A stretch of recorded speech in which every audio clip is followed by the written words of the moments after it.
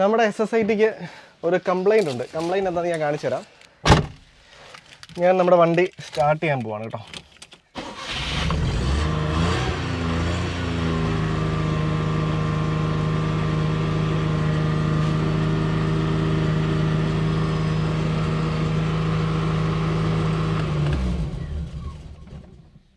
ഇതാണ് വണ്ടിയുടെ കംപ്ലൈൻറ്റ്. അതായത് വണ്ടി സ്റ്റാർട്ട് ചെയ്ത് നിൽക്കത്തില്ല. നമ്മൾ കാല് കൊടുക്കുമ്പോൾ വണ്ടിക്ക് ഒരു കുഴപ്പമില്ല. പക്ഷേ ഞാനിപ്പോൾ കാണിച്ചില്ല. ഞാനിപ്പം റേസ് ചെയ്തിട്ട് ആക്സിലറേറ്ററിൽ നിന്ന് കാലെടുക്കുമ്പോഴേക്ക് വണ്ടി ഓഫായി പോവാണ്. അപ്പം ഞാൻ ജസ്റ്റ് ബോണറ്റ് തുറക്കട്ടെ. നമ്മുടെ വണ്ടി 1984 മാരുതി SSIT ആണ്.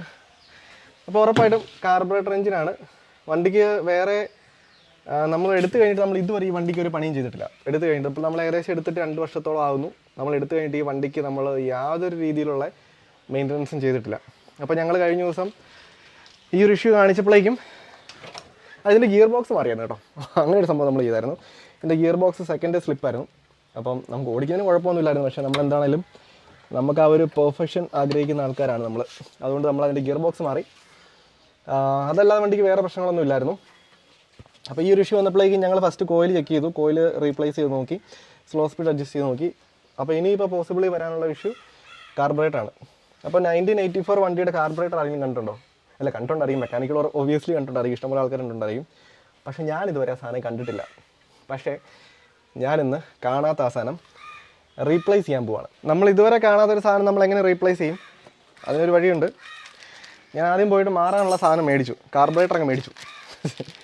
ഇനിയിപ്പോൾ നമ്മൾ അഴിക്കുമ്പോൾ ആ സാധനം ഇവിടെ നോക്കിയാൽ മതിയല്ലോ. ഞാനിതാണ് കാർബറേറ്റർ മേടിച്ചിരിക്കുന്നത്. ഒരു ഫുൾ കിറ്റായിട്ടാണ് മേടിച്ചിരിക്കുന്നത്. ഏകദേശം 8400 രൂപയാണ് ഇതിൻ്റെ വില വന്നിരിക്കുന്നത്. പാക്കിങ്ങുകളെല്ലാം വന്നിട്ടുണ്ട്. ഇതുണ്ടല്ലോ, ഇഷ്ടം പോലെ വാഷറും കാര്യങ്ങളൊക്കെ ഉണ്ട്. പാക്കിങ്സ് ഇഷ്ടം പോലെ ഉണ്ട്. അതവിടെ ഇരിക്കട്ടെ. എൻ്റെ അമ്മേ, ഇതാണ് കാർബറേറ്റർ. കണ്ടല്ലോ, ഞാനിതൊന്ന് അഴിച്ച് കാണിച്ചു തരാം. ഇതേ കണ്ടല്ലോ, ഇതാണ് കാർബറേറ്റർ. ഈ ഒരു യൂണിറ്റാണ് നമുക്ക് മാറേണ്ടത്. കുറച്ച് ചലഞ്ചിങ് ആണോ എന്ന് ചോദിച്ചാൽ കുറച്ച് ചലഞ്ചിങ് ആണ്. ഇൻ കേസ് എന്തെങ്കിലും ഇഷ്യൂ വന്നാൽ അപ്പോൾ നമ്മൾ അമലിനെ വിളിക്കും. അപ്പം ഇതിവിടെ ഇരിക്കട്ടെ തൽക്കാലം. ഇതിനകത്ത് വേറെ ഒന്നുമില്ല. കാർബറേറ്റർ തൽക്കാലം ഇവിടെ ഇരിക്കട്ടെ. ഇപ്പം ഞാൻ അമലിൻ്റെ അടുത്ത് വിളിച്ച് ചോദിച്ചു. എപ്പോൾ വിളിച്ചാലും അമൽ വരും. ആ ഒരു കോൺഫിഡൻസിലാണ് നമ്മൾ വണ്ടി പണിയാൻ വേണ്ടി പോകുന്നത്. അപ്പോൾ ഫസ്റ്റ് നമുക്ക് ചെയ്യേണ്ടത് എന്താണെന്ന് വെച്ച് കഴിഞ്ഞാൽ കാർബറേറ്റർ അഴിക്കണം. കാർബറേറ്റർ അഴിക്കണമെങ്കിൽ നമുക്ക് എയർ ഫിൽറ്റർ അഴിക്കണം. എയർ ഫിൽറ്റർ അഴിക്കാനായിട്ട് ആദ്യമേ നമുക്ക് വേണ്ടത് 10ൻ്റെ കോമ്പിനേഷൻ.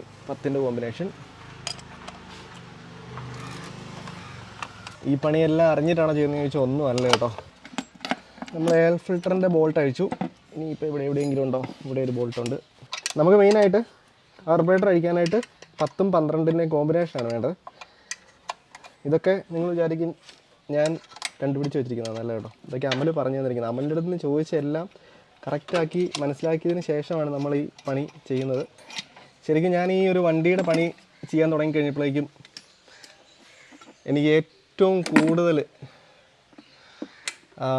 സാറ്റിസ്ഫാക്ഷൻ കിട്ടുന്നൊരു മേഖലയാണെന്ന് ഞാൻ മനസ്സിലാക്കി. കാര്യം എന്താണെന്ന് വെച്ച് കഴിഞ്ഞാൽ നമ്മൾ സ്വന്തമായിട്ട് ചെയ്യുമ്പോൾ കിട്ടുന്ന ആ ഒരു സുഖം ഉണ്ടല്ലോ. ആ കാര്യം പറഞ്ഞു വരുന്ന ഇടയ്ക്ക് ഒരു സംഭവം മനസ്സിലായി. This is too complicated.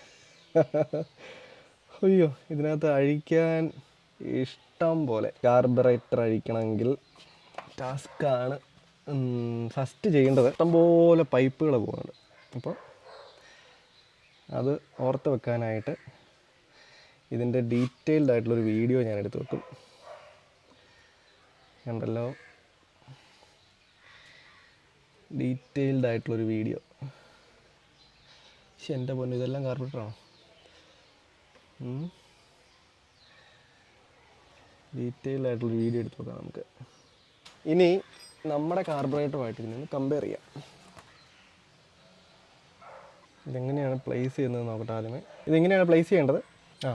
എന്താണെങ്കിലും നമുക്കൊരു കാര്യം ചെയ്യാം. ഇത് അഴിക്കാം, കാർബറേറ്റർ അഴിക്കാം.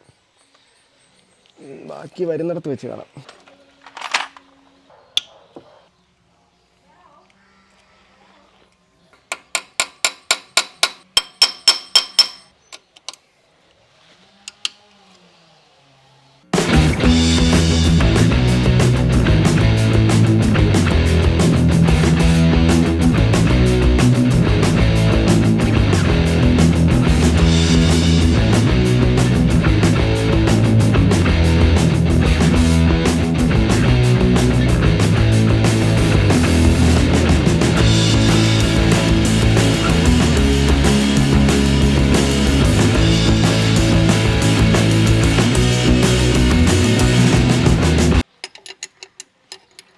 പുറകിലഴിക്കാൻ നമുക്ക് കോമ്പിനേഷൻ പറ്റത്തില്ല. നമുക്ക് ഡബിൾ എൻഡ് വെച്ചിട്ട് പറ്റും. ഒരു വിധത്തിൽ നമ്മൾ ആ ഒരു ബോൾട്ട് അഴിച്ചു. മൂന്നാമത്തെ ബോൾട്ട് ഒരെണ്ണം കൂടി അഴിച്ചാൽ മതി. പിന്നെ ഞാൻ ഒരു കാര്യം മനസ്സിലാക്കി, ഈ ബോൾട്ടൊന്നും വലിയ ടൈറ്റല്ല. ഒക്കെ ഒരു ചെറിയൊരു പിടുത്തത്തിലായിരിക്കുന്നത്. അത് ഒരു കണക്കിന് നന്നായി, അല്ലെങ്കിൽ നമ്മൾ കഷ്ടപ്പെട്ടനെ. ലാസ്റ്റ് ബോൾട്ട് എന്ന് ഞാൻ വിചാരിക്കുന്നു. ഇപ്പം ഞാൻ ഇതുവരെ അഴിക്കാത്തൊരു സാധനമാണ്. പോന്നു. അടിയിലൊരു ഇതും കൂടി ഉണ്ട്. നമ്മുടെ കാർബറേറ്റർ ഇതാണ്.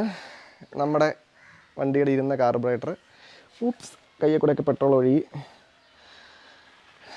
കണ്ടല്ലോ, ഇതിനകത്ത് പെട്രോൾ ഒഴുകി കിടപ്പുണ്ട്. വാച്ചടിച്ചു പോയി. ഞാൻ വിചാരിച്ച് വാച്ച് അടിച്ചു പോയിരുന്നു. വാച്ച് ഒരു നിമിഷം നേരത്തേക്ക് അനങ്ങുന്നില്ലായിരുന്നു. വേറെ ഏത് മോഡിൽ കിടക്കുമായിരുന്നു കേട്ടോ. അത് ഏത് മോഡാണ്? അത് കോമ്പസ് ആണോ? ഞാൻ ഒരു നിമിഷം ഓർത്ത് വാച്ച് അടിച്ചു പോയെന്ന്. പക്ഷേ ഒന്നും സംഭവിച്ചില്ല. അത് കോമ്പസ് മോഡിൽ കിടക്കുമായിരുന്നു. നമ്മുടെ ഇത് കണ്ടല്ലോ, ഇതാണ് നമ്മുടെ കാർബറേറ്റർ. ഇതിനകത്ത് ഓൾറെഡി പെട്രോൾ ഉണ്ടെന്ന് തോന്നുന്നു. സീനില്ല, പെട്രോളൊക്കെ പോകാനുള്ളതൊക്കെ പോട്ടെ. പക്ഷേ ഇതിനകത്ത് പാക്കിംഗ് ഒന്നും ഞാനിവിടെ നോക്കിയിട്ട് കാണുന്നില്ല. പാക്കിംഗ് ഒക്കെ ദ്രവിച്ചിരിക്കുകയാണ്. ഇത് കണ്ടോ, ഇത് കണ്ടോ, ഫുള്ള് ദ്രവിച്ചിരിക്കുവാണ്. അടിപൊളി. നമ്മളിതിനകത്തേക്ക് ഈ പാക്കിങ് റിമൂവ് ചെയ്യണം. അപ്പോൾ ഇതിനകത്തേക്കൊന്നും പോകാതിരിക്കാനായിട്ട് ഞാൻ ജസ്റ്റ് വേസ്റ്റ് കയറ്റി വെച്ചു. ഇതാണല്ലോ, ഇതാണ് നമ്മുടെ പഴയ പാക്കിങ്. ഇത് ഫുള്ള് ദ്രവിച്ചിരിക്കുവാണ്.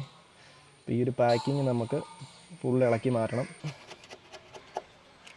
ഇത് കണ്ടോ,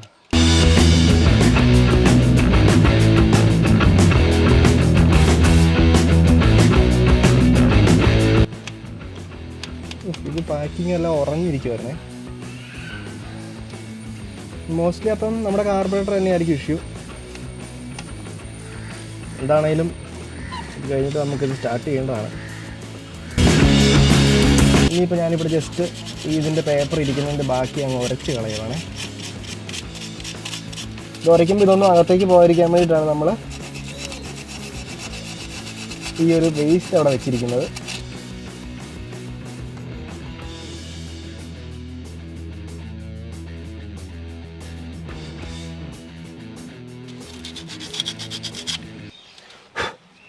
അങ്ങനെ നമ്മളിത് ഫുള്ള് നന്നായിട്ട് ചിരണ്ടി ക്ലീനാക്കി. വയനാട്ടിലെ കേസ് നമ്മളെല്ലാവരും അറിഞ്ഞു. ഞാനാണെങ്കിൽ ഒരാഴ്ചയായിട്ട് നമ്മുടെ മെയിൻ ചാനലിലൊന്നും വീഡിയോ ഒന്നും ഇടുന്നില്ലായിരുന്നു. ഇൻസ്റ്റാഗ്രാമിൽ നമ്മൾ വേറെ ഒന്നും ചെയ്യുന്നില്ലായിരുന്നു. നമ്മളെക്കൊണ്ട് പറ്റുന്ന രീതിയിൽ നമ്മൾ ഫിനാൻഷ്യലി പറ്റുന്ന രീതിയിൽ ഹെൽപ്പ് ചെയ്തു. അല്ലാത്ത ബാക്കി കാര്യങ്ങൾ നമുക്ക് ചെയ്യാൻ പറ്റുന്ന രീതിയിലൊക്കെ നമ്മൾ ചെയ്തു. പിന്നെ ഇനിയിപ്പം ശരിക്കും പറഞ്ഞു കഴിഞ്ഞാൽ അവരെ സംബന്ധിച്ച് അവർക്ക് ആ ഒരു ലൈഫ് തിരിച്ച് പഴയ പോലെ ആക്കിയെടുക്കുക എന്ന് പറഞ്ഞാൽ നമ്മൾ വിചാരിക്കുന്നത്ര എളുപ്പമല്ല. അതിന് പൈസ അല്ലെങ്കിൽ അത് മാത്രം പോരാ, നമുക്കൊന്നും ഇമാജിൻ ചെയ്യാൻ പറ്റാത്തതിൻ്റെ അപ്പുറത്തെ സാഹചര്യത്തിൽ കൂടിയാണ് അതായത് പലരും കടന്നു പോയിട്ടില്ല. ഞാനത് പറയുമ്പോൾ ഞാനെന്ന് വെച്ചാൽ ഞാനിപ്പോൾ ഈ ഉരുൾപൊട്ടലിൻ്റെ ന്യൂസ് വന്നപ്പോഴേക്കും നമ്മുടെ ഫാമിലിയിൽ ഇങ്ങനെ ഒരു എക്സ്പീരിയൻസ് ഉണ്ട്. അതായത് 2000-ലാണ് എനിക്ക് തോന്നുന്നത്, അമ്പൂരിയിൽ ഉരുൾ പൊട്ടിയത്, ട്രിവാൻഡ്രത്ത് അമ്പൂരിൽ ഉരുൾ പൊട്ടിയൊരു സിറ്റുവേഷൻ ഉണ്ടായിരുന്നു. അപ്പോൾ അതിനകത്ത് ഒരു കല്യാണ വീടാണ് ഒലിച്ചു പോയത്. കല്യാണ വീടും അതിൻ്റെ മേളിലുണ്ടായിരുന്ന 2 വീടും ആണ് ഒലിച്ചു പോയത്. ഏകദേശം 10, 25, 30 പേര് മരിച്ചു. അതെല്ലാവരും ഒരു ഫാമിലിയിൽ കല്യാണം കൂടാൻ വന്ന ആളുകളാണ്. അപ്പോൾ അത് എൻ്റെ മമ്മിയുടെ ചാച്ചൻ്റെ അനിയൻ്റെ വീട്ടുകാർ. അപ്പോൾ അന്നത്തെ ദിവസം നമ്മുടെ ഫാമിലിയിൽ, അതായത് എൻ്റെ മമ്മിയുടെ അനിയന്മാരും ചേട്ടന്മാരും നമ്മുടെ അമ്മച്ചി ചൂണ്ടിടാൻ പോയ അമ്മച്ചിയും ചൂണ്ടിടാൻ പഠിപ്പിച്ച എൻ്റെ അമ്മച്ചിയും എല്ലാവരും ആ വീട്ടിലുണ്ടായിരുന്നതാണ്. അവരെല്ലാവരും തിരിച്ച് വീട്ടിൽ പോയി പാർട്ടി കഴിഞ്ഞിട്ട് അന്ന് വൈകിട്ടാണ് ഉരുൾ വിടുന്നത് രാത്രിയിൽ. അതിനകത്ത് ഒരാളാണ് സർവൈവ് ചെയ്തത്. ഞാനിപ്പോൾ 2 ദിവസമായിട്ട് നമുക്കാണെങ്കിൽ വീഡിയോ ഇടാനുള്ളൊരു മെൻറ്റാലിറ്റി ഒന്നുമില്ലായിരുന്നു. കാരണം ഇത്രയും ആളുകൾ മരിച്ച ഒരു സിറ്റുവേഷൻ. പക്ഷേ നമ്മളിങ്ങനെ വീഡിയോസ് ഇടുന്നതുകൊണ്ടാണ് നമുക്ക് ഫിനാൻഷ്യലി അല്ലെങ്കിൽ ഇപ്പോൾ നമ്മുടെ സോഷ്യൽ മീഡിയ അക്കൗണ്ട് വഴി നമുക്ക് പല പോസ്റ്റുകളും ഒക്കെ ഷെയർ ചെയ്യാൻ പറ്റുന്നതും ഒക്കെ നമുക്ക് ഇതിങ്ങനൊരു മേഖല ഉള്ളതുകൊണ്ടാണ്. അപ്പോൾ ഞാൻ വിചാരിച്ചത് നമ്മളിതുകൊണ്ട് ജോലി ചെയ്യാതിരുന്നിട്ടും കാര്യമില്ല. കാര്യം അവർക്ക് ഫ്യൂച്ചറിൽ നമ്മളെല്ലാവരെയും കൂടെ ആവശ്യമുണ്ട്. അപ്പോൾ ആ സിറ്റുവേഷനിൽ ഇതേ കണ്ടോ, ഇതിനകത്ത് പൊടിയോ കാര്യങ്ങളൊന്നും പോയിട്ടില്ല. ഈ വേസ്റ്റ് ഇതിനകത്ത് വെച്ചിട്ട് ഇത് അടയ്ക്കുവാണെങ്കിൽ സൂപ്പറായിരിക്കും. അമലേൻ്റെ അടുത്ത് പ്രത്യേകം പറഞ്ഞായിരുന്നു വേസ്റ്റ് തിരിച്ചെടുക്കണമെന്ന്. ഇത് കണ്ടോ, നേരത്തെ എങ്ങനെയായിരുന്നെന്നും ഇപ്പോൾ എങ്ങനെയാണെന്ന് നിങ്ങൾ കണ്ടല്ലോ. ഫുള്ള് ക്ലീൻ ആൻഡ് നീറ്റാക്കിയിട്ടുണ്ട്. അകത്തൊരു പൊടി പോലും ഇല്ല. ഇനിയിപ്പോൾ നമ്മുടെ പുതിയ കാർബറേറ്റർ, ഇതാണ് നമ്മുടെ പഴയ കാർബറേറ്റർ വരുന്നത്, കണ്ടല്ലോ. അപ്പോൾ ഇത് AC ഇല്ലാത്ത മോഡലിൻ്റെയാണ്. അപ്പോൾ അമൽ ഇപ്രാവശ്യം മേടിച്ചിരിക്കുന്നത് AC ഉള്ള മോഡൽ. അപ്പോൾ നമുക്ക് ഫ്യൂച്ചറിൽ ഇപ്പോൾ വണ്ടിയിൽ AC ഉണ്ടായിരുന്നു, പക്ഷേ AC വർക്കിംഗ് അല്ല. അപ്പം നമുക്ക് AC-യുടെ ഡയറക്റ്റ്, എനിക്കത് കൃത്യമായിട്ട് എന്താണെന്ന് അറിയത്തില്ല, ആ സംഭവം കൂടെ ഉള്ള, ആ മൊഡ്യൂളും കൂടെ ഉള്ള കാർബറേറ്ററാണ്. അപ്പോൾ ഇതുമായിട്ട് നമ്മുടെ പഴയ കാർബറേറ്ററുമായിട്ട് ചെറിയൊരു വ്യത്യാസമുണ്ട് നമ്മുടെ പുതിയ കാർബറേറ്ററിന്. ഇനിയിപ്പോൾ നമുക്ക് ഈ ഒരു സംഭവം ഇൻസ്റ്റാൾ ചെയ്യണം തിരിച്ച്. ഫസ്റ്റ് നമുക്ക് പാക്കിങ് വെക്കണം. അപ്പോൾ ഇതാണ് ഇതിൻ്റെ പാക്കിങ് വരെ കാണിച്ചത്. ഇതിനകത്ത് ഇതിൻ്റെ നമ്മുടെ കാർബറേറ്ററിൻ്റെ ഫുൾ പാക്കിംഗ് ഉണ്ട്. കറക്റ്റ് സമയത്ത് അമല് വന്നിട്ടുണ്ട്. പിടിപ്പിച്ചില്ല, ഞാൻ ചോറിനാൻ പോയിടയ്ക്ക്. ജസ്റ്റ് ഒന്ന് നനച്ചത് പോരെ? വാ, ആശാൻ എത്തിയിട്ടുണ്ട് കേട്ടോ. ഇത് അത്രയും ക്ലിയർ ആക്കിയാൽ പോരെ? എന്താണെങ്കിലും നമ്മളൊന്ന് വരേണ്ടി വരും, കാരണം അമല് വരാതെ ഞാൻ സ്റ്റാർട്ട് ചെയ്യത്തില്ല. ഇനി സാധനം എടുത്ത് നോക്കുക, അത്രയല്ലേ ഉള്ളൂ. അകത്തൊന്നും പോയിട്ടില്ല, അത് ഞാൻ നോക്കിയാൽ ക്ലീൻ ചെയ്തേ. കാർബറേറ്റർ എന്ന് പറയുമ്പോഴേക്കും ഞാൻ വിചാരിച്ച കുഞ്ഞെന്തോ സാധനമായിരിക്കും കേട്ടോ. ഇത് ആദ്യം കണ്ടപ്പോഴേക്കും എൻ്റെ കിളി പോയി. ഇതെന്ത് സാധനം, ഇതെവിടെ കയറ്റി വെക്കുമെന്ന് ഞാൻ ആലോചിച്ചുകൊണ്ടിരുന്നത്. അമലിൻ്റെ നേതൃത്വത്തിൽ ഞാനൊരു മെക്കാനിക്, ഞാൻ പറയുമായിരുന്നു, ഞാൻ ഇതുവരെ ചെയ്തതിൽ ഫിഷിങ് എൻജോയ് ചെയ്യുന്ന സാധനമാണ്, ഓഫ് റോഡിങ്, ശരിയാ, ബോട്ടിങ്. ഇനിയിപ്പോൾ അടുത്ത എൻജോയ് ചെയ്യുന്ന സാധനമാണ് മെക്കാനിക് പണി കേട്ടോ. ഒരു രക്ഷയില്ല, ഇത് ഭയങ്കര സാറ്റിസ്ഫാക്ഷൻ. അപ്പോൾ ഇനി ഇത് ടൈറ്റ് ചെയ്യാം അല്ലേ നമ്മളാ പജീറോയുടെ വീൽ ടൈറ്റ് ചെയ്യുന്ന വീഡിയോക്കകത്ത് ഞാൻ ഒത്തിരി പേര് പറഞ്ഞിട്ടുണ്ട് അതിനകത്ത് ടൈറ്റ് ചെയ്യണം. നമുക്കറിയില്ല, നമ്മളിങ്ങനെ പഠിക്കണം കേട്ടോ, തെറ്റുകളിൽ നിന്ന് വേണം പഠിക്കാൻ. അതങ്ങനെ തന്നെയായിരുന്നു. ഇതെങ്ങനെയാണെന്ന് വെച്ച് കഴിഞ്ഞാൽ നേരത്തേതിനകത്ത് ഡയറക്റ്റ് ആയിരുന്നു, രണ്ട് വയറുണ്ടായിരുന്നു. ഇത് ഒരെണ്ണമുള്ളൂ, ഈ ഒറ്റ ഒരെണ്ണം മാത്രമേ ഉള്ളൂ. അത് ഞാനത് നോക്കിയിട്ട് അഴിച്ചത്. ഇത് അത് കുത്തി കയറ്റിയാൽ മതി. മറ്റേത് എങ്ങനെയാണെന്ന് വെച്ച് കഴിഞ്ഞാൽ ഇതേന്ന് തന്നെ ഒരെണ്ണം എടുത്ത് ഇത് ഇവിടെ വരുമായിരുന്നു. നമ്മളെ എന്നെ ഒരു മെക്കാനിക്കായിട്ട് എത്ര റേറ്റ് ചെയ്യുന്നേ? എൻ്റെ ഔട്ട് ഓഫ് 10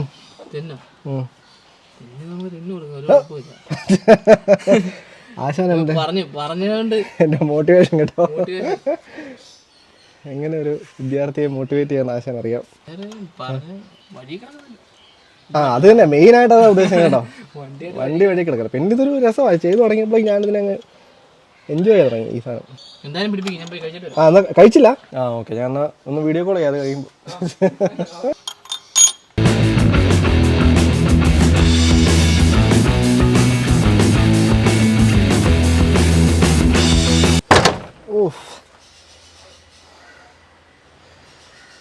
ഈ വണ്ടി 1984 ആണ് കേട്ടോ.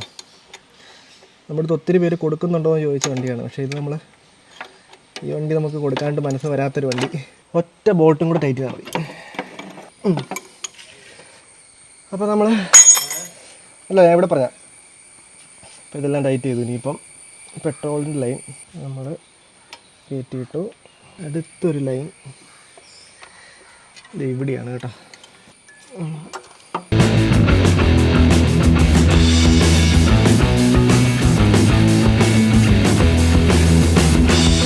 അങ്ങനെ നമ്മൾ കണക്ഷൻസ് എല്ലാം സെറ്റാക്കി. ഈ ഓയിൽ അങ്ങ് മാറ്റി വെച്ചേക്കാം. ഞാൻ തൽക്കാലം എയർ ഫിൽറ്റർ കൊടുത്തിട്ടില്ല. നമുക്ക് സ്റ്റാർട്ട് ചെയ്ത് നോക്കാം. കണക്ഷൻസ് ഒന്നും കൂടെ റീചെക്ക് ചെയ്യാം. സോളിനോഡിന് ആക്ച്വലി ഇത് ഒരെണ്ണം വരെ സോളിനോഡായത്, ഒരു കണക്ഷൻ കൊടുത്തിട്ടില്ല.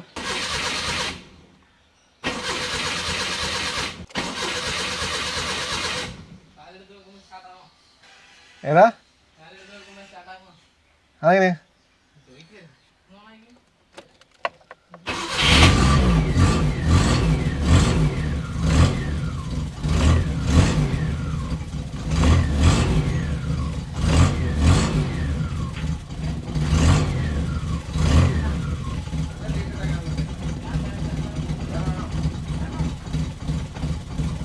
നോക്ക്, ഇത് അഴിച്ച് നോക്ക്, അപ്പോൾ അറിയാലോ.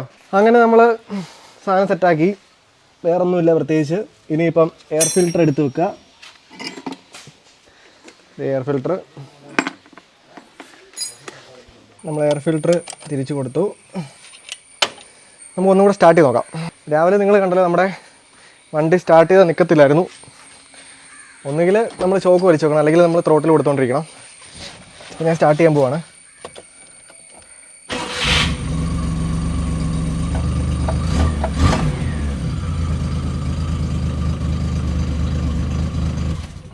അടിപൊളി. അപ്പോൾ നമ്മൾ ഇത്രയും ചെയ്തു. അപ്പോൾ നമുക്കൊരു കാര്യം കൂടെ ചെയ്യാം. നമുക്ക് ഇതിൻ്റെ കൂട്ടത്തിൽ ഫ്യൂവൽ ഫിൽറ്റർ വന്നിട്ടുണ്ട് പെട്രോളിൻ്റെ. നമുക്കതും കൂടെ അങ്ങ് മാറിവിടാം. ഞാൻ ജസ്റ്റ് ബാറ്ററി ടെർമിനൽ അടിച്ചു വെച്ചിട്ടുണ്ട്. സേഫ്റ്റി അതിൻ്റെ കൂട്ടത്തിൽ ഈ ഒരു ഫിൽറ്ററിൻ്റെ പമ്പ്. അയ്യോ, ഇത് അടിയിലോട്ട് പോകുന്ന അടിയിൽ, മേളിലോട്ട് പോകുന്ന മേളിൽ. ഇതാണ് നമ്മുടെ പുതിയ ഫ്യൂൽ പമ്പ്. ഇത് സിമ്പിളായിട്ട് മാറാമെന്നേ ഉള്ളൂ കേട്ടോ. ഇത് സെറ്റാക്കി ബാറ്ററി ടെർമിനൽ. ഇനിയിപ്പോൾ നമുക്ക് സ്റ്റാർട്ട് ചെയ്ത് നോക്കാം.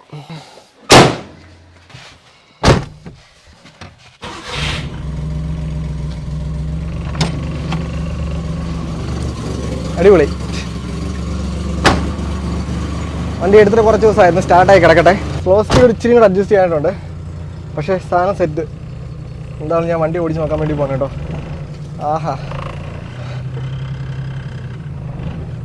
നമ്മുടെ വീട്ടിലാണ്, അതുകൊണ്ടാണ് ഞാൻ കൈ പിടിച്ച് ക്യാമറ എടുക്കുന്നത്. ഞാൻ ഏകദേശം ഒരു 10-15 മിനിറ്റ് ആയിട്ട് വണ്ടി ഓടിച്ചുകൊണ്ടിരിക്കുകയാണ്. നമുക്ക് ഇങ്ങനത്തെ എന്തെങ്കിലും കാര്യം നമ്മൾ സ്വന്തമായിട്ട് ചെയ്യുമ്പോൾ കിട്ടുന്ന ഒരു സാറ്റിസ്ഫാക്ഷൻ ഉണ്ടല്ലോ, ഇറ്റ്സ് ടു ഗുഡ്. അതിപ്പോൾ എനിക്ക് പേഴ്സണലി ഫിഷിങ് ചെയ്യുമ്പോഴും ബോട്ടിങ് അല്ലെങ്കിൽ വണ്ടി റിലേറ്റഡ് ആയിട്ടുള്ള നമുക്ക് പേഴ്സണലായിട്ട് ഇഷ്ടപ്പെടുന്ന കാര്യങ്ങൾ ചെയ്യുമ്പോൾ കിട്ടുന്ന ഒരു സാറ്റിസ്ഫാക്ഷൻ ഉണ്ടല്ലോ, അതിപ്പോൾ നമ്മൾ എത്ര വലിയ കമ്പനിയിൽ എത്ര നല്ല സാലറിയോട് കൂടി ചെയ്താലും അത് നമ്മൾ ഇഷ്ടപ്പെട്ട് ചെയ്യുന്നതാണെങ്കിൽ, ഇഷ്ടപ്പെട്ട് ഡെഫിനറ്റ്ലി ചെയ്യുന്നവർക്കൊരു കുഴപ്പമില്ല. ഇപ്പോൾ ഇഷ്ടപ്പെടാതെ നമ്മൾ ചെയ്യുവാണെങ്കിൽ നമുക്കതൊരു പേഴ്സണൽ സാറ്റിസ്ഫാക്ഷൻ കിട്ടത്തില്ല. ഇതിപ്പോൾ കയ്യിൽ ഇച്ചിരി കരിയായെങ്കിലും റിയലി ഹാപ്പി. ഞാനിങ്ങനെ വണ്ടി ഓടിച്ച് വണ്ടിക്ക് വേറെ കുഴപ്പമൊന്നുമില്ല. ഇനിയിപ്പോൾ കൊണ്ട് ജസ്റ്റ് ഒന്ന് എയർ അടിക്കണം. അതുപോലെ ഈ വണ്ടിക്ക് സീറ്റ് ബെൽറ്റ് ഇല്ലാത്ത മോഡലാണ്, അതുകൊണ്ടാണ് ഞാൻ സീറ്റ് ബെൽറ്റ് ഇടാത്തത്. ഈ വണ്ടി ഉണ്ടാക്കിയപ്പോൾ ഇത് മാനുഫാക്ചർ സീറ്റ് ബെൽറ്റ് കൊടുക്കുന്നില്ല, അപ്പോൾ അതുകൊണ്ടാണ് സീറ്റ് ബെൽറ്റ് ഇടാത്തത്. നമ്മളിതൊക്കെ പറഞ്ഞാലും നമുക്കെല്ലാവർക്കും നമ്മുടേതായിട്ടുള്ള ജീവിതമായിട്ട് നമ്മൾ മുമ്പിലോട്ട് പോകണം. ഇപ്പോൾ വയനാട്ടിലെ ഇഷ്യൂ അടുത്തെങ്കിലും നമുക്ക് മറക്കാനായിട്ടോ അല്ലെങ്കിൽ അവിടെയുള്ള ആളുകൾ അവരുടെ ജീവിതം ഇനി എങ്ങനെ മുമ്പിലോട്ട് വരും എന്നുള്ളതിനെക്കുറിച്ചൊക്കെ നമുക്ക് എന്നും ആ ഒരു ആശങ്ക വേണം. ഈ ഒരു ന്യൂസ് വാലി പോയി കഴിഞ്ഞാൽ നമുക്ക് ചെയ്യാൻ പറ്റുന്ന രീതിയിലുള്ള ഹെൽപ്പുകൾ നമ്മൾ ചെയ്യണം.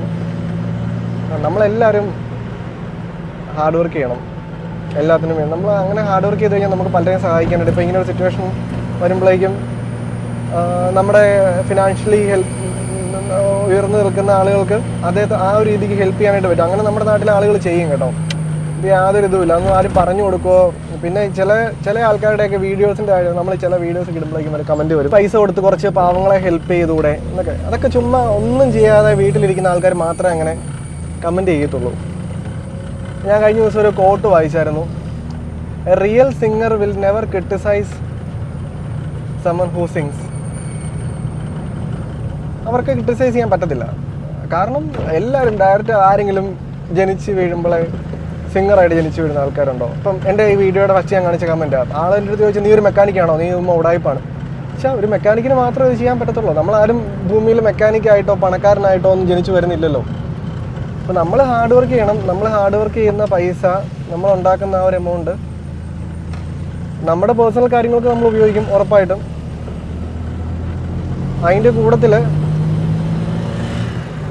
കൂട്ടത്തിൽ നമ്മൾ ഡെഫിനറ്റ്ലി നമ്മൾ ആളുകളെ ഹെൽപ്പ് ചെയ്യണം. അപ്പോൾ എല്ലാവരും ഇനിയും അവരെ മെൻ്റലിയും ഹെൽപ്പ് ചെയ്യണം. അവർക്കിനി ഫിനാൻഷ്യൽ പ്രശ്നങ്ങൾ ഫ്യൂച്ചറിൽ ഉണ്ടായിക്കഴിഞ്ഞാൽ അതിനും നമ്മൾ പരിഹാരം കണ്ടെത്തണം. അപ്പോൾ അതിനൊക്കെ നമ്മൾ നന്നായിട്ട് ഹാർഡ് വർക്ക് ചെയ്യണം. നമ്മൾ നന്നായിട്ട് ഹാർഡ് വർക്ക് ചെയ്ത് നമ്മുടെ പാർട്ട് ചെയ്താലേ ഉള്ളൂ നമ്മുടെ സഹോദരങ്ങൾക്ക് ഇങ്ങനെ ഒരു സിറ്റുവേഷൻ വരുമ്പോഴേക്കും നമ്മളെ കൊണ്ട് പറ്റുന്ന രീതിയിൽ ഹെൽപ്പ് ചെയ്യാൻ പറ്റത്തുള്ളൂ.